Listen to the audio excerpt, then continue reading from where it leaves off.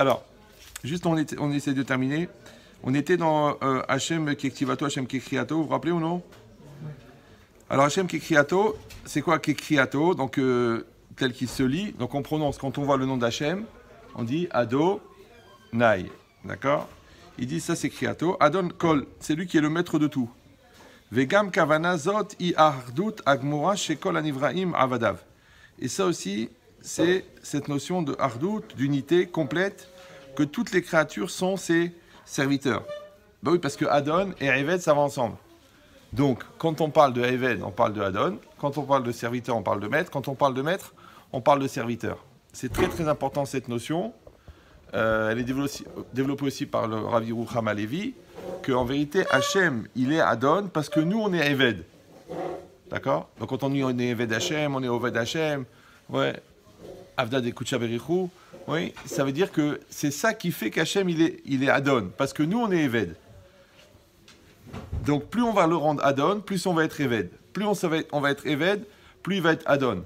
Maintenant, si nous, on est Eved de nos ta'avot, ou de nos nerfs, ou de nos stress, ou du regard de l'autre, alors, lui, il n'est pas Adon, puisque nous, on n'est pas Eved. Ouais, et ça, chacun, il peut le mesurer, tu vois. Ouais, tu te mets en colère, toi, t'es Eved de tes nerfs, toi. Ah, tu te vexes, toi, t'es Eved de ta Gahava. Donc, ça s'appelle que t'es pas Eved Hachem. Encore une fois, c'est un rapport, d'accord? Donc, nous, quand on dit une bracha, on dit Baruch Ata Hachem, d'accord? On prononce Adon, donc on a cette kavana qu'il est Adon Akol. Alors, ça a l'air d'une chose évidente, parce qu'on connaît la traduction, d'accord? Mais d'un autre côté, dans le vécu, ça veut dire que on ne doit pas être messiar da'at de cette notion-là, ouais. Et toute la halacha, en fin de compte, c'est pour réussir à donner une réalité à cette croyance. C'est que quand je mets les tefilines, bon, je mets les tefilines, c'est une halacha, il y a des halachot, mais on oublie des fois que c'est avant tout un shirboud de se soumettre au Adon, d'accord? De la même manière, après, je fais attention à faire la bracha avec kavana, je fais attention à de bien l'ordonner pendant le seder. Tout ça, c'est Adon Akol. Maintenant, le fait de le penser au moment de la bracha, on a dit, c'est une logique de chinour, que quelqu'un, il est mechunar. Mechunar, ça veut dire meloumad. Ça veut dire que la chose, elle rentre à l'intérieur de lui, elle fait partie de sa metsiout, comme dans n'importe quel domaine.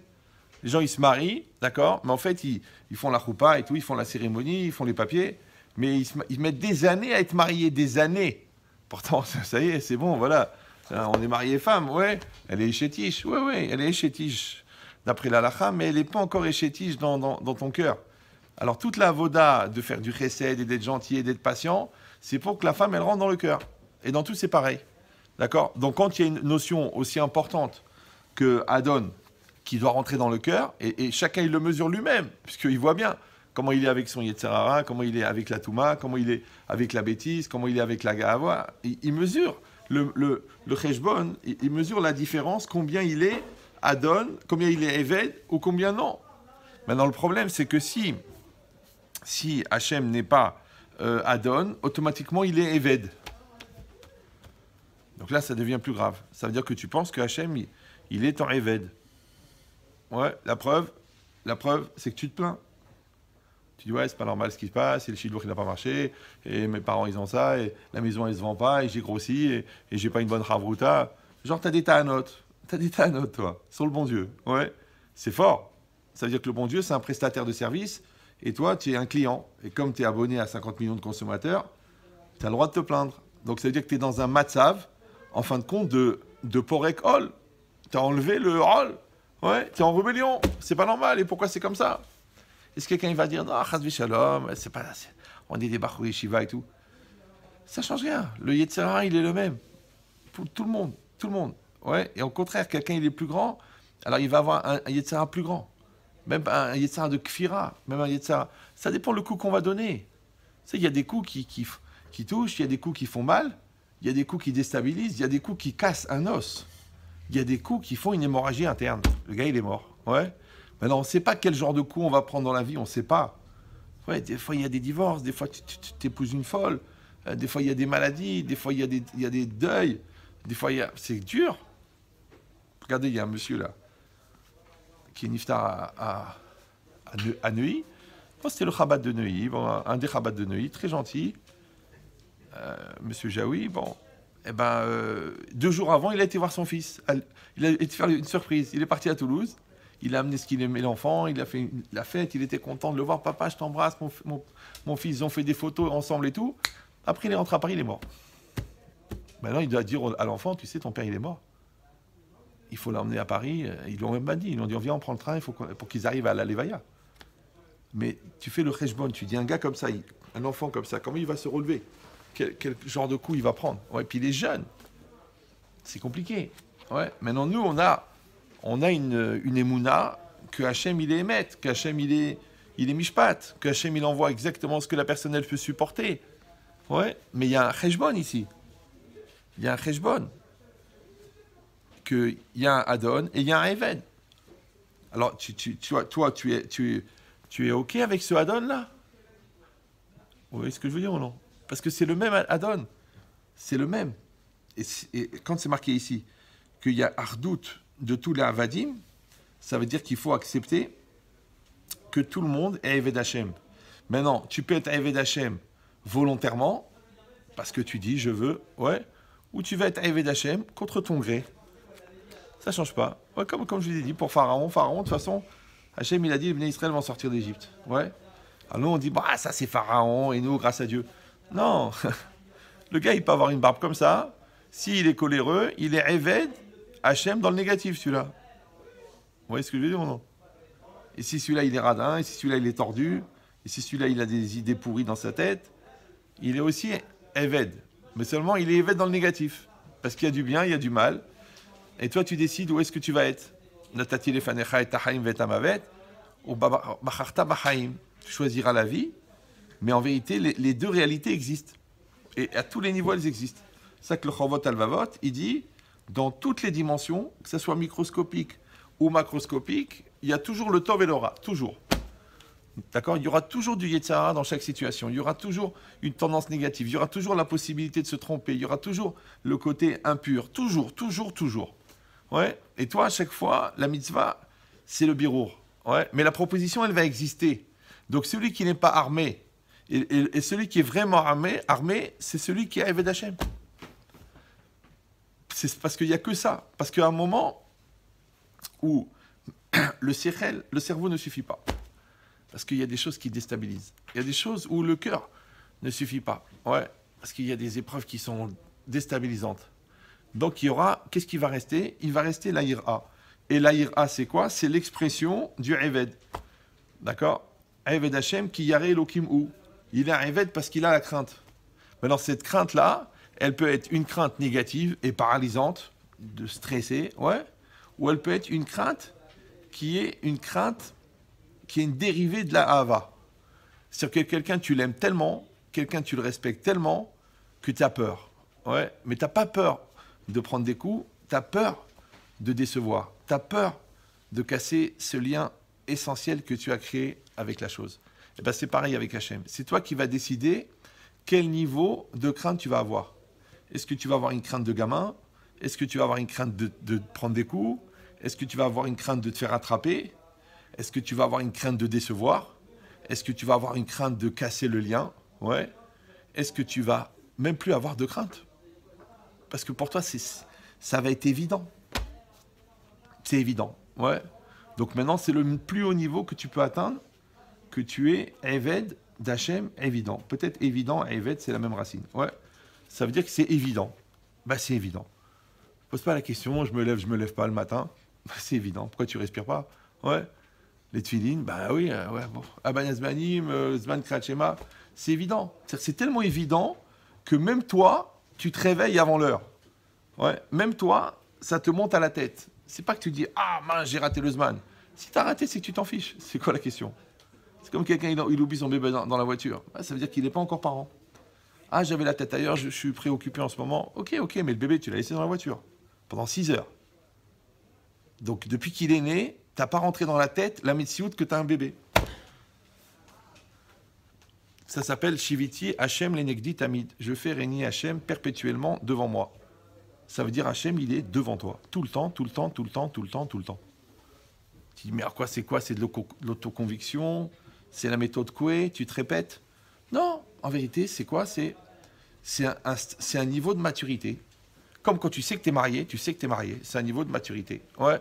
Tu sais que tu as des parents, tu sais que tu as des parents. C'est un niveau de maturité. Maintenant, ça, c'est, encore une fois, c'est ce qui vient par un apprentissage. On a dit, la bracha, c'est un apprentissage. Ça veut dire que c'est pas que tu fais une bracha. Ouais, tu te sers de la bracha pour monter un shlav, un niveau, encore plus d'émouna, encore plus d'émouna, encore plus d'émouna. Ça veut dire que chaque bracha, en vérité, elle te donne la possibilité de passer un niveau. Si tu es le même gars après la bracha, c'est qu'il ne s'est rien passé. Et ça, c'est possible de le faire. Maintenant, encore une fois, comme dans la vie, comment tu peux mesurer le niveau de maturité de quelqu'un? C'est quelqu'un qui a une souffrance, qui a une angoisse, qui a eu un choc. Combien il arrive à en parler? D'accord? Il y a des gens, par exemple, ils ont eu un choc. Alors, à peine tu commences à aborder, il faut comme ça. Ils ne peuvent même pas parler. Ils sont... Après, il y a des gens, ça leur monte les larmes. Ils ne peuvent pas parler, mais les larmes, les yeux, ils se remplissent. Pourquoi? Parce que le Maharal de Prague, il dit que Birchia zebitula nefesh. Le pleur, c'est le bouleversement de la personne. Ouais. Maintenant, ce qui ne sort pas par la bouche, ça sort par les yeux. Ok. Peut-être pour ça que les larmes, elles sont salées. Donc après, la personne, elle arrive à parler. Elle dit, bon, voilà, ça m'est arrivé comme ça et comme ça. Après, la personne, elle arrive à raisonner sur. Elle dit, bon, ça s'est passé à cause de ça, j'ai compris, bon. Après, la personne, elle arrive à reconnaître son implication. D'accord? Ou en tant que passif ou en tant qu'actif. Bon, ben, j'avais Yetzirara, j'ai piqué, j'ai poussé à bout. Ou le contraire, de toute façon, j'étais un enfant. Qu'est-ce que je pouvais faire? Je ne pouvais pas me défendre. Ok. Maintenant, plus tu vois que la personne arrive à en parler, plus ça prouve qu'elle a pris du recul de maturité par rapport à ce qui s'est passé. Vous me suivez ou là? Ouais. Et bien, dans la gestion de la Hirat Shamayim, c'est la même chose. Plus une personne, elle a du recul par rapport à son Yetzirara, du recul par rapport à elle, dans son matzav, dans sa situation de victime, dans sa situation de gamin, de lourdeur. C'est-à-dire, plus elle arrive à en parler, plus ça prouve qu'elle est détachée, donc elle est autonome, donc elle craint Hachem. Vous voyez un peu le parallèle? Ou le contraire. Non, moi tu m'énerves, ça m'énerve. J'ai envie, je vois une mini-jupe, j'arrive pas à me retenir. Tu dis, hey, viens ici. Oh, qu'est-ce que tu es en train de faire là?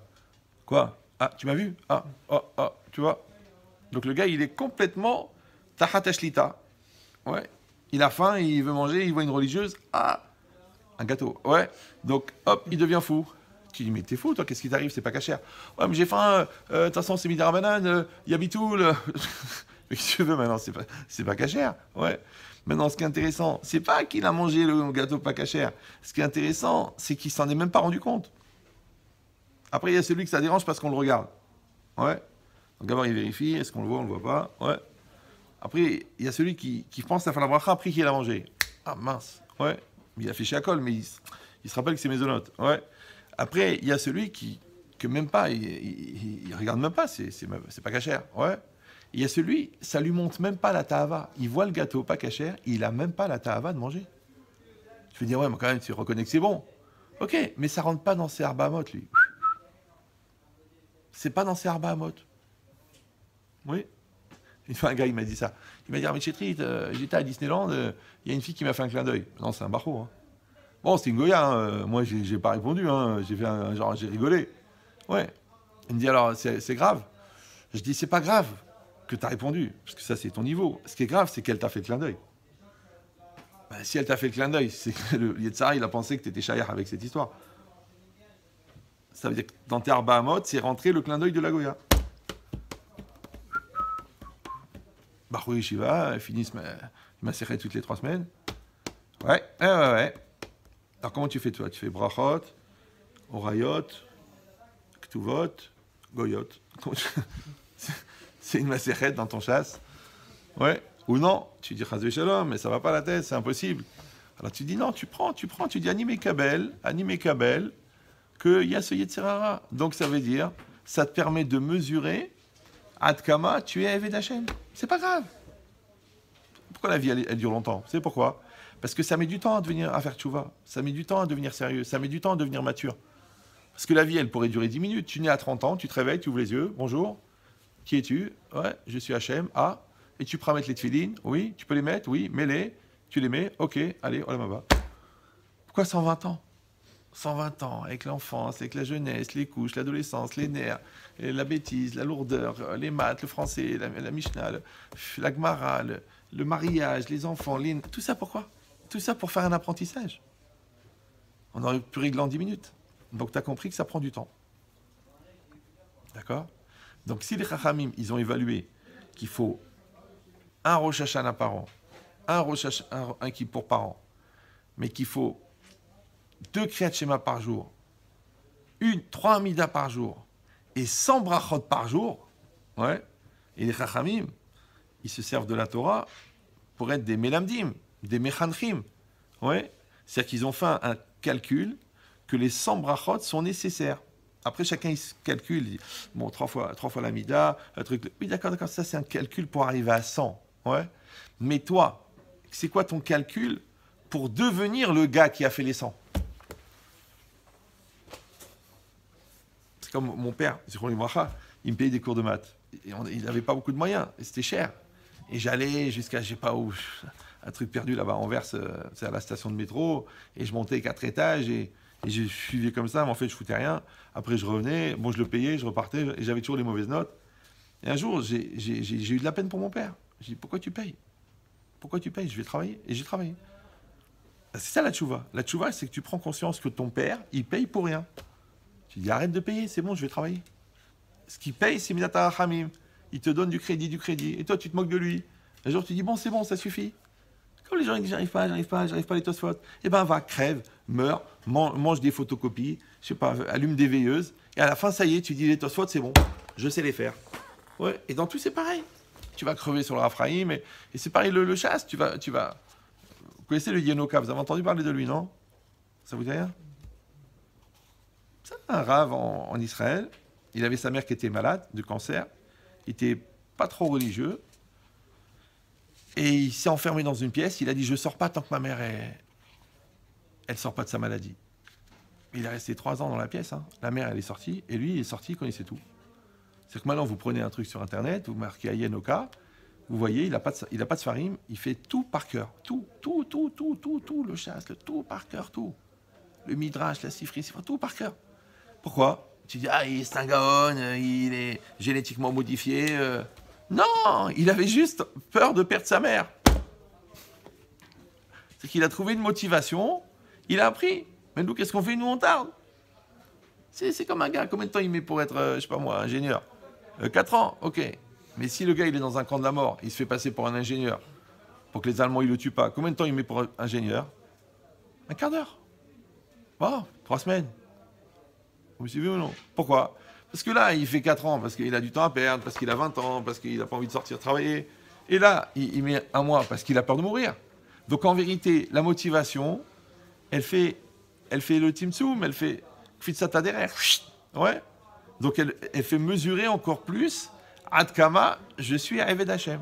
Et ça, c'est entre les mains de chacun. Chacun, il peut décider. Ouais, surtout que on dit que la saga, la perception qu'on aura d'Hachem dans le monde, après la mort, elle dépend de la saga qu'on en avait de notre vivant. Je ne sais pas si vous comprenez. Ouais. Donc tu peux avoir une perception d'Hachem qui est culturelle, tu peux en avoir une traditionnelle, tu peux en avoir une ancienne ambiance, d'accord? Megena, tu vois? Ouais. Ou tu vas en avoir une profondément thoraïque, ouais, profondément Hirat Shamaim, profondément Shrina, peut-être Kabbalah, débrouille-toi. La saga que tu veux, tu l'auras. C'est marqué ici. Il dit quand quelqu'un, il dit Adon, il dit Gam akavanazot i ahardut agmura shekol anivraim avadav. C'est-à-dire que toi, tu fais le cheshbon que toutes les créatures, ouais, même la girafe là-bas, elle est Eved Hashem, ouais, et encore plus que nous. Comme ça, il dit le Midrash. Il dit d'un côté, l'homme, il est placé au plus haut niveau, d'un autre côté, le moustique, il est avant lui. Parce que le moustique, sauf, toute sa vie, qu'est-ce qu'il fait? Il fait Ratzon Hashem. Maintenant, il en est conscient, il n'en est pas conscient, mais il fait rien d'autre que le Ratzon Hashem. Maintenant, quand quelqu'un, il est Mevatel et Tatzmo complètement, il s'annule complètement au Ratzon Hashem, alvaï qu'il atteigne la madriga du moustique, ouais, qui est complètement Mevoutal à Hashem. Alors que l'homme, qu'est-ce qu'il fait? Comme il a le da'at, il fait des cheshbonot. Miamar, il faut Katouv. Ouais, qui a dit que je suis obligé? Il y a pire que moi. Puis c'est pas facile, et je suis fatigué, j'ai besoin de me reposer, il me faut des vacances. Donc en réalité, on est des mauvais moustiques. ce qu'on appelle des loustiques, c'est une madriga. Ouais. Il dit Me'aelion chez Benivraim adapachot chez Pechutim. Du plus grand, du plus haut au plus bas. C'est pour ça que Yaakov Avinu, on dit ça, il a côtoyé les anges, et il a côtoyé les hommes. Yaakov Avinu, il s'est battu avec l'ange de Esav. Ouais. Et d'un autre côté, il gardait les moutons chez Lavan. Et c'est ça un homme. Un homme, c'est quelqu'un qui est très très très élevé dans ses capacités, mais en même temps, qui est très terre à terre dans sa réalité. Donc il doit savoir faire, il doit savoir faire fonctionner, il doit savoir le comment, il doit savoir le pourquoi, il doit avoir une profondeur, une capacité d'analyse. Et tout ça, ce curseur-là, entre la matière et la spiritualité, la Rouhaniout, c'est ça, Eved Hashem. C'est quelqu'un qui va s'adapter perpétuellement en montée, en descente. Après, c'est marqué Elokeinu. Donc, pour l'instant, on a fait Baruch Ata Hashem. D'accord? Toujours pour manger une pomme. Hein. C'est bon? Elokeinu. Il dit Elokeinu, c'est quoi? Elokim. C'est quoi Elokim? Baal Akochot, Kol Akochot. C'est lui qui détient toutes les forces. Bon, on avait expliqué. Oui. Mashgiach Alehem, c'est lui qui les maîtrise. Ose Baem Kechefzo, il fait selon sa volonté. Shalit Veshofet. D'accord? C'est lui qui gouverne et c'est lui qui juge. Elokeinu. Maintenant, ça, c'est Elokim. Mais Elokeinu, c'est différent, c'est Anachnu Am Israël Zachinu Le Hashgacha Pratit. Begviut. C'est-à-dire que maintenant, il faut prendre la mesure de Elokim. On a compris qu'est-ce que c'est, d'accord? La puissance, Balakochot, c'est lui qui réalise tout, c'est lui qui fait tout. Mais après ça, il y a Elokeinu. C'est-à-dire qu'Hachem, il a une relation privilégiée avec Am Israël. D'accord? Maou Yachid Beolam, Afanachnu Yachid Beolam. Nous, on met des tefilines, il y a marqué Shema Israël. Hachem, il met des tefilines aussi, où il parle de la chiba qu'il a pour Israël. Donc ça veut dire quoi? Ça veut dire qu'on a ce lien spécifique qui n'existe nulle part ailleurs entre Hachem et les Bnei Israël. Ouais, Amecha, c'est ton peuple. Maintenant, le problème, c'est que, en même temps, c'est un grand honneur, c'est sûr, c'est un privilège extraordinaire. Elokeinu, d'un autre côté, ça fait des chiyuvim, ça fait des obligations. Parce que Elokeinu, ouais, nous, il dit Zachinu le hashgacha pratit. On a déjà expliqué ça, que Hachem, dans le ratson klali, le ratson général que le monde soit, il distribue des milliards de kochot qui font la réalité, mais il va avoir une relation privilégiée avec celui qui va avoir avec lui une relation privilégiée. Ça veut dire que quand la personne, elle met les tefilines, elle mange kasher, elle fait les 613 mitzvot, en vérité, qu'est-ce qu'elle fait? Elle crée un kesher avec Hachem. D'accord? Ce qu'il dit le Ramchal. Il dit le Ramchal, un homme ne fabrique pas de kedusha. Ah, tu dis Asher Kideshanu. Non, un homme, il crée par la mitzvah un tsinor, un lien qui va lui permettre de recevoir la kedusha. La kedusha, elle est chez Hachem, ouais, mais quand l'homme, il crée ce kesher par les tefilines, il reçoit la kedusha d'Hachem. Ça, Asher Kideshanu. Ça, Veit Kadashtem, Veitem Kedoshim. L'homme, il fait la ishtadlut, l'effort de se sanctifier. Veitem Kedoshim, et Hachem, il envoie la kedusha. Donc ça veut dire quoi? Ça veut dire que l'homme, si il a un comportement spécifique avec Hachem, alors Hachem, il a un comportement spécifique avec lui. Et là aussi, c'est pareil. Il n'y a pas de différence entre un juif et non-juif.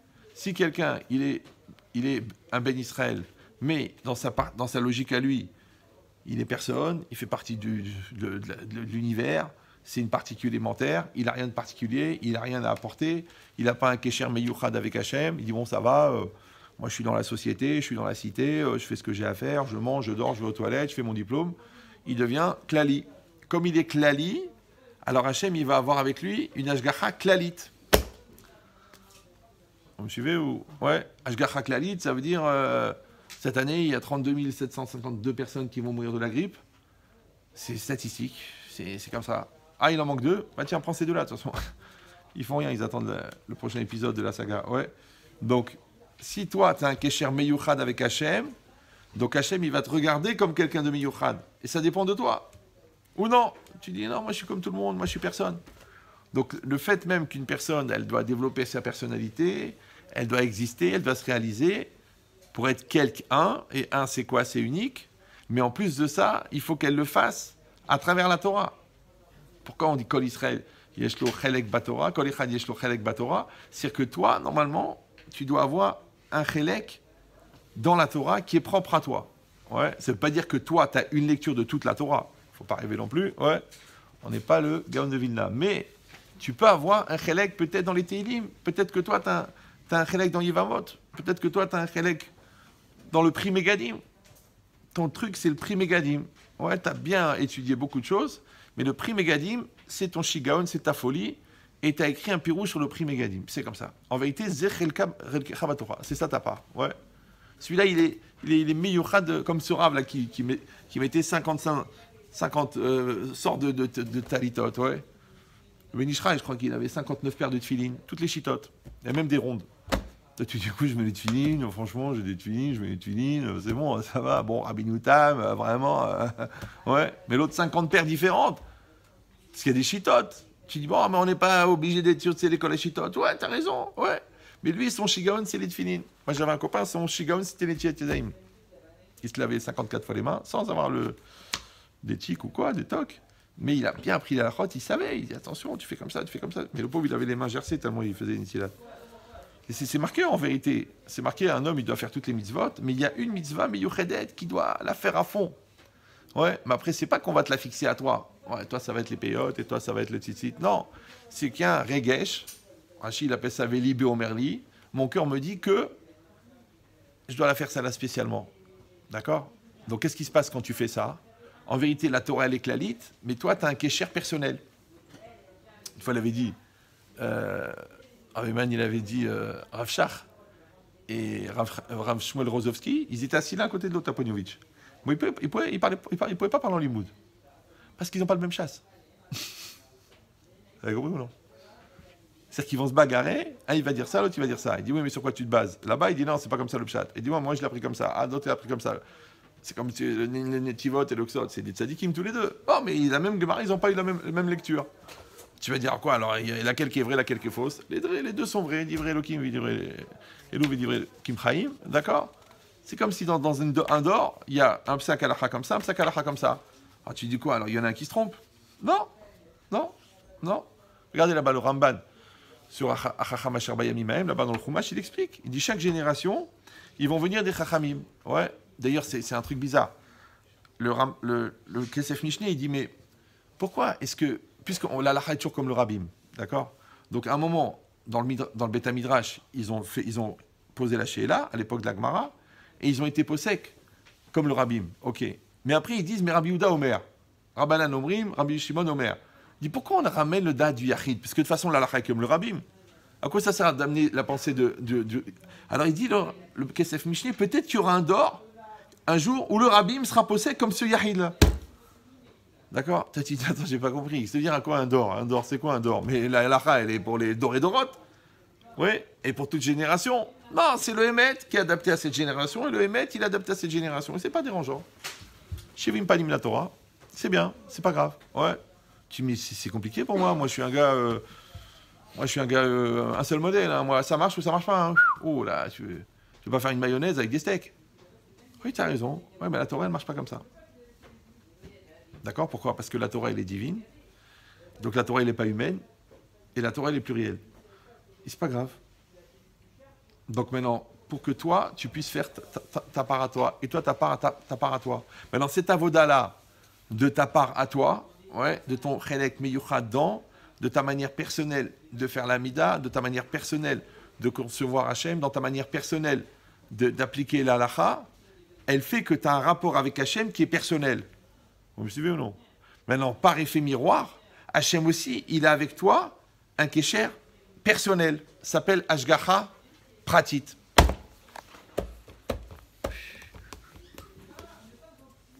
Mais si toi, tu n'as rien de spécial, tu n'as rien de miyuchad, tu t'inscris dans une masse, dans un volume, dans une société, dans une yeshiva, dans une communauté, tu es pris dans la masse, bitul berov.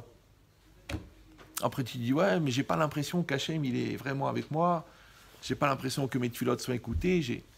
Mais comment veux-tu que Hachem s'adresse à personne? Hachem s'adresse à quelqu'un. Vous me suivez ou... Ouais.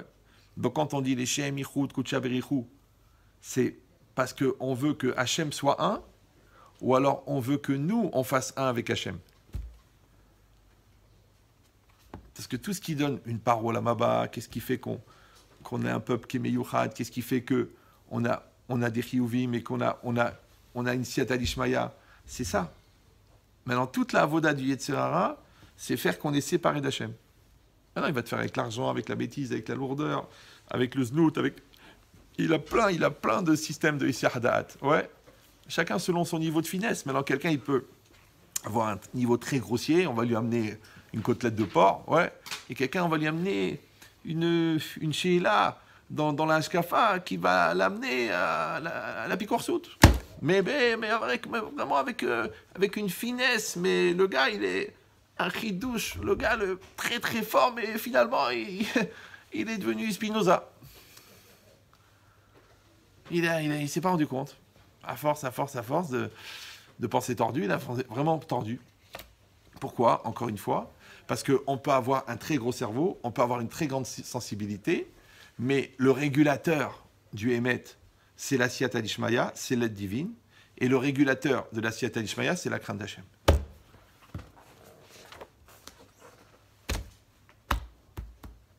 Donc si quelqu'un il n'a pas une Hirat Shamayim amitite, il ne sait pas ce qui peut lui arriver. Parce qu'il n'y a pratiquement aucun garde-fou. Vous me suivez ou non? Tu peux être dans le cadre, tu peux être dans la yeshiva, tu peux être à Bnei Brak, tu peux être à Yerushalayim. Si tu n'as pas le garde-fou, tomber d'un immeuble dans une ville religieuse ou tomber dans un immeuble dans une moins religieuse, c'est toujours tomber d'un immeuble. D'ailleurs, on le dit en français. Vraiment, je tombe de haut, là. Franchement, je tombe de haut. Ouais. Mais le haut, c'est là où tu es monté. Mais alors, si tu montes, ou tu prends un parachute, ou tu apprends à voler. Mais si c'est ni l'un ni l'autre, tout peut arriver. Je sais, Chasvé Shalom, Lor Alenu, Simsilenu, on n'est pas touché par ça.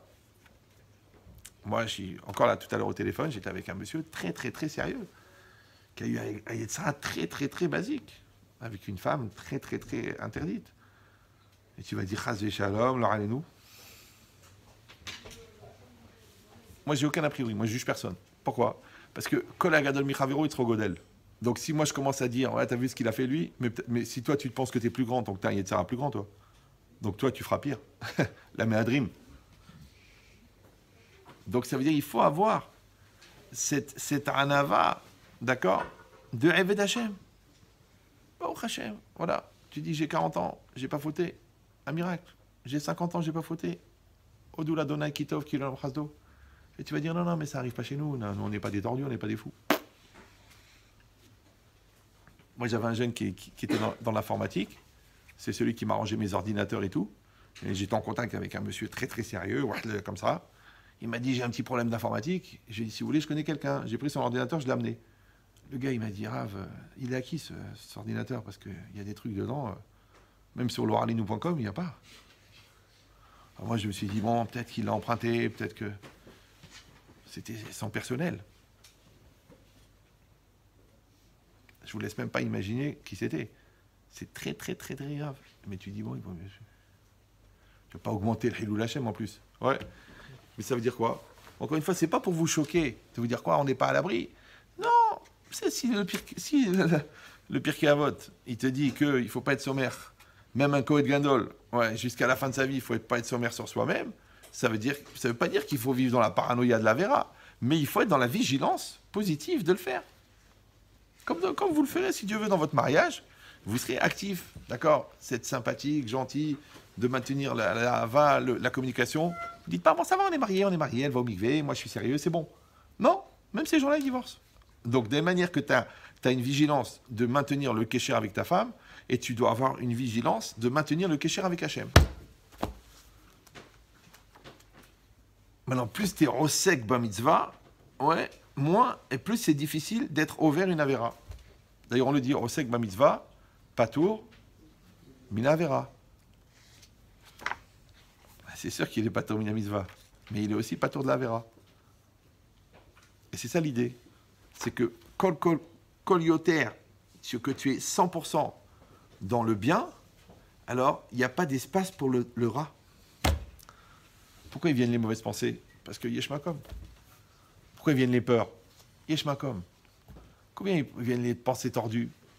Yesh makom. Pourquoi viennent les mauvaises idées? Yesh makom. Pourquoi vient la haine? Yesh makom. Yesh makom. Ça n'existe pas. Tu mets une graine. Là, si je mets une graine ici, je vous promets, je ne suis pas un jardinier, mais je reviens dans 10 ans, elle n'a pas poussé. Pourquoi? Parce que le terrain n'est pas apte à faire pousser une graine. Donc si tu vois que la haine, elle pousse dans ton cœur, yesh makom. Vous me suivez ou non? Si la susceptibilité, elle pousse dans ton cœur, si la vexation, elle pousse dans ton cœur, yesh makom, il y a la place pour. Donc la mitzvah, elle est que la place ne commence pas. C'est ça que quand on dit Damale Hashiv l'apikoros, sache quoi répondre à un apikoros. Le Rav Yecheskiel Levinstein, il dit le premier apikoros à qui tu dois être capable de répondre, c'est toi. Tu dis, je ne suis pas apikoros, je suis barou, je suis un vrai, Blainara. Non, non. Tu peux avoir un choc, tu peux avoir une déception et poser des questions bizarres. Moi, quand les gens me disent, Rav, j'ai honte de vous dire ça, je dis, je préfère que tu me le dises maintenant que quand tu auras 6 enfants, une barbe comme ça. Je préfère que tu la poses maintenant, tu poses toutes tes questions, n'aie pas peur. Je vais vous dire mieux encore. Ça, c'est une grave erreur qu'on fait souvent, c'est qu'on croit que nos enfants sont convaincus de ce dont on est convaincu. Vous me suivez ou non? Donc après, on s'énerve parce que l'enfant, il n'accepte pas quelque chose. Mais l'enfant, il n'est pas convaincu. Tu vas dire, mais il a 10 ans, il est dans une école sérieuse. Ok, mais toi, tu as compris ça à 30 ans, tu veux que lui, il accepte à 10 ans, à 12 ans, à 13 ans, alors qu'il est en pleine milhama avec son satan à l'intérieur de lui. Donc je vous dis un secret. Tu peux convaincre de ce dont tu es convaincu. Donc toi, tu as eu la problématique, tu as posé la question, tu as eu la réponse, tu as intégré la réponse, tu transmets à ton fils. Vous suivez ou non? Donc, il ne faut pas avoir peur d'avoir des questions, mais ce qu'il faut, c'est chercher la réponse avec Hirat Shamayim. Moi, je peux vous dire que ça fait 35 ans que j'enseigne, dans tous les milieux, et j'ai jamais entendu une vraie question. Genre une question qui m'a déstabilisé, le mec qui m'a posé une question, waouh! Par contre, dans les Rishonim, ils posent des questions, ils n'ont pas peur de poser les questions. Ouais. Et ils donnent la réponse. Et c'est bien. Mais il y a la question. Mais quand tu dis Chas v'Shalom, c'est pas des questions qu'on pose et tout ça, un jour tu vas te demander, mais c'est quoi Hachem pour toi? Un jour tu vas demander, c'est quoi l'injustice? Tu vas te demander, c'est quoi la souffrance? Tu vas te demander, c'est quoi le mazal? Tu vas te demander, c'est quoi le temps? Il faut que tu aies des réponses. Tu n'as pas de réponse? Fais attention. Parce que tu dis, bon, je vais répondre une bêtise. Alors toi tu t'arranges dans le compromis. Mais peut-être que l'enfant, il n'acceptera pas le compromis. Après, il va tout jeter en l'air. Mais il y a deux problèmes. Il y a un problème, c'est que lui, il n'a pas la réponse qu'il faut. Mais il y a un autre problème, c'est que soit ça ne te dérange pas de ne pas avoir la réponse. Vous voyez ce que je veux dire ou... Ouais. Ça permet d'avancer. De quoi?